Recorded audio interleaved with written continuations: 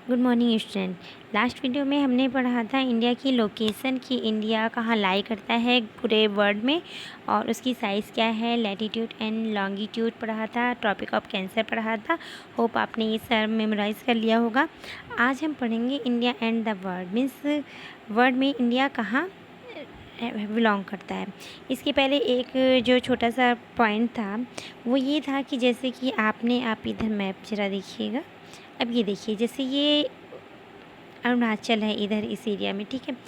यहाँ पे सन जो है सबसे पहले राइज़ होता है और इसके बाद इधर है गुजरात। गुजरात जो है सबसे लास्ट में राइज़ होता है। तो क्या है, जब अगर देखें हम तो क्या होता है, अरुणाचल में जो सूर्य उगता है और जो गुजरात में सूर्य उगता है, दोनों में डिस्टेंस काफ़ी है, 2933 किलोमीटर है। तो गुजरात में 2 घंटे बाद सनराइज़ होता है, ठीक है। तो अब हम कहेंगे कि जैसे अरुणाचल में उस समय टाइम कुछ और होना चाहिए, गुजरात में कुछ और होना चाहिए, लेकिन ऐसी कौन सी वो कैसे हम पूरे इंडिया में एक ही टाइम कह सकते हैं कि हाँ कि दिल्ली में भी उतना ही बजे, चेन्नई में भी उतना ही बजे, अरुणाचल में भी उतना ही बजे और गुजरात में भी उतना ही बजे। तो ये कैसे होता है?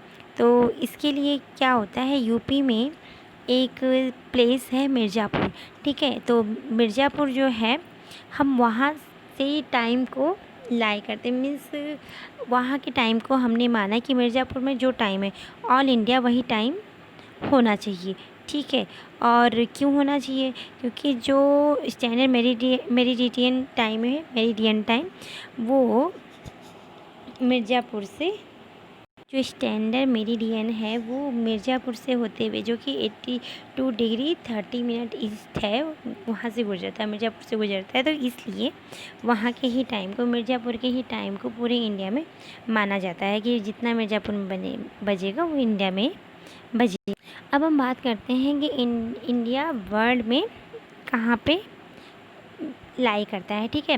यहाँ पे क्वेश्चन बनता है, naming of Indian ocean after India how is justified.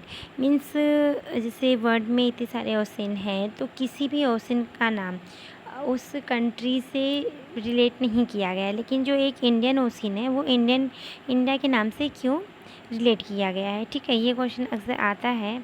तो अब यहाँ पे देखिए, पहले इसको समझ लीजिए तो आप ज़्यादा अच्छे तरीके से लिख पाएंगे। तो जो इंडिया है, ठीक है, अब आप देख रहे हैं इधर ये एशिया, ये एशिया, ठीक है, ये है ईस्ट एशिया, ये है वेस्ट एशिया। तो इंडिया जो है वो क्या है, ईस्ट एंड वेस्ट के सेंटर में आता है, नंबर 1 पॉइंट। इसके बाद आता है कि जो connectivity with the trans Indian ocean routes. तो जो ओशन रूट्स हैं, ठीक है, ये इंडिया है, इंडिया के जो इंडिया एक पेनिनसुला है। पेनिनसुला आपको बताया था कि ऐसा लैंड जिसके 3 साइड्स 1 2 एंड 3 साइड्स क्या हो, वो पानी से घिरे हो, ऐसा लैंड मास जो है तो उनको पेनिनसुला बोलते हैं। तो इंडिया जो पेनिनसुला है, ठीक है, इसमें इसका 3 एरिया जो है ये वाटर बॉडी से कवर्ड है। तो इससे क्या बनता है, यहाँ ज़्यादा कोस्टल एरिया है। कोस्टल एरिया यानी कि यहाँ पे फिर बहुत ढेर सारे कोस्ट लाइन रीजन डेवलप किया गया है और यहाँ पे जो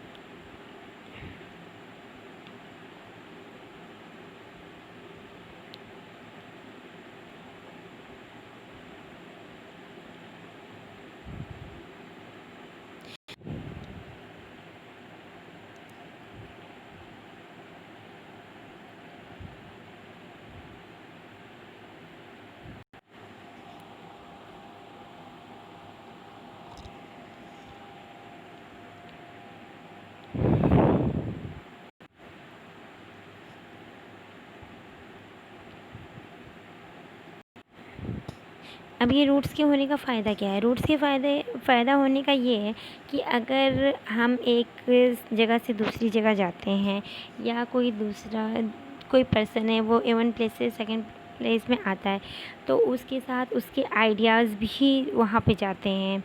और अगर कोई जा रहा है, ठीक है, अगर आप जैसे कि अदर कंट्रीज़ में जा रहे हैं, ठीक है, और अब दिवाली का टाइम आ गया, तो आप क्या करेंगे? अब शुरू से आपने क्या किया है, दिवाली में पूजा करते हैं, घर की साफ़ सफाई करते हैं, पटाखे फोड़ते हैं, सब काम करते हैं। तो अदर कंट्रीज़ में जाके आप चलो बहुत बड़े उससे नहीं करेंगे, लेकिन छोटे अमाउंट में करेंगे।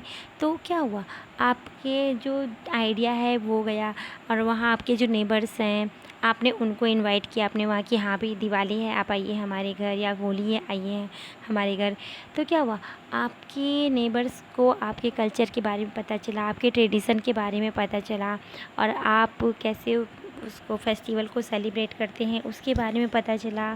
और आप जब अपने घर में जाएंगे, आप अपने घर में आपकी कुछ बुक्स वगैरह रखी होगी, आप वो दिखाएंगे। तो क्या होता है इससे, और अगर आपने फिर खाना वगैरह भी खिलाया, तो आपके नेबर्स को क्या हुआ, आपके आइडियाज़, आपके फेस्टिवल्स, आपकी बुक्स, स्पाइसेस, इतनी सारी चीज़ों के बारे में पता हुआ। तो क्या हुआ, ये सारी चीज़ें एक्सचेंज हुई, ठीक है। तो रूट से क्या होता है, रूट से हमारे आइडियाज़ और commodities means books, spices, muslin जो क्लॉथ है, ये सब क्या हुआ, एक्सचेंज हुआ, ठीक है। तो ये हमारा फ़ायदा हुआ। अब यहाँ पे है एक सूज़ कैनाल। तो सूज़ कैनाल का क्या रोल है यहाँ पे बताते हैं। पहले इंडिया को यूरोप जाने के लिए यहाँ से पूरा यूरोप इधर से घूम के, यूरोप वाला एरिया था ना, इधर जाना पड़ता था। तो फिर क्या होता था, बहुत ही ज़्यादा लंबा जो रूट था उसको पार करना पड़ता था। लेकिन सूज़ कैनाल आप देखिए, ये यहाँ पे सूज़ कैनाल है। तो अब जो है, जब सूज़ कैनाल खोल दिया गया, तो सूज़ कैनाल को 1869 में ओपन किया गया था। तो इससे एक नया रूट बन गया कि अब इंडिया को जाने के लिए सीधे यहाँ जा कर के, यहाँ पे एक रेड सी है एरिया, ठीक है, रेड सी से जा कर के फिर ये सूज़ कैनाल है, यहाँ आकर के मेडिटेरियन में आ गए। तो इस तरह से फिर ये यूरोप वाले एरिया में पहुँच गए। तो इस कैनाल की वजह से 7000 किलोमीटर का डिस्टेंस जो है यूरोप जाने में जो लगता था वो कम हो गया। ये क्वेश्चन अक्सर पूछा जाता है कि कैनाल का नाम पूछा जाता है, सूज़ कैनाल, याद रखिएगा। किस ईयर में सूज़ कैनाल खोला गया था, तो 1869 में सूज़ कैनाल ओपन किया गया था। और थर्ड क्वेश्चन आता है कि कितना डिस्टेंस यूरोप जाने में लगने वाला जो वो था, डिस्टेंस था, कितना कम हुआ है। तो याद रखिएगा 7000 किलोमीटर जो डिस्टेंस था वो सूज़ कैनाल की वजह से कम हुआ था।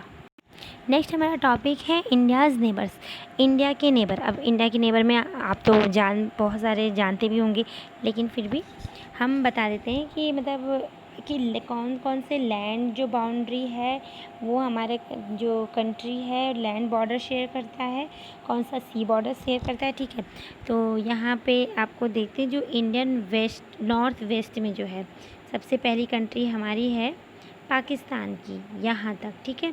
तो ये जो है क्या, इतना एरिया हमारा पाकिस्तान शेयर करता है।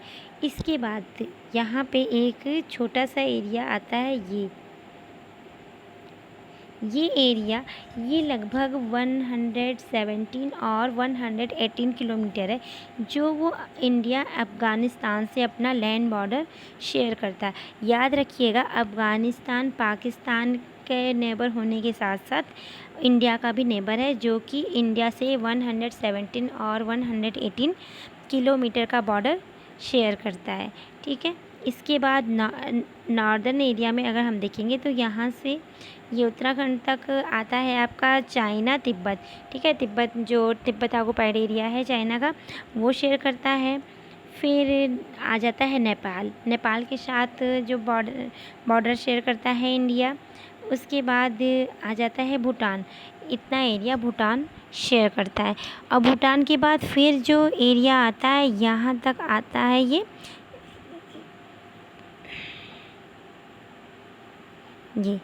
ये करता है चाइना के साथ शेयर, ठीक है। इसके बाद म्यांमार, ईस्ट में जो है म्यांमार के साथ करता है। और जो थ्री साइड से ऑक्युपाइड एरिया है बांग्लादेश से शेयर करता है। ये तो हमारा लैंड बॉर्डर हो गया। याद रखिएगा लैंड बॉर्डर कौन कौन सी कंट्री शेयर करती है, पाकिस्तान, अफ़गानिस्तान, चाइना, नेपाल, भूटान, ठीक है, और म्यांमार, बांग्लादेश। ठीक है, इसके बाद अब हमारा जो साउथ में अगर देखा जाए तो साउथ में जो है वो क्या करता है, सी से बॉर्डर है। लेकिन हमारी नेबरिंग कंट्री की अगर हम बात करेंगे तो यहाँ पे एक है श्रीलंका और लक्षद्वीप के नीचे आता है मालदीव्स। ठीक है, याद रखिएगा, मालदीव्स एंड श्रीलंका, ये जो दो नेबरिंग कंट्री है हमारी, जिससे हम सी बॉर्डर शेयर करते हैं।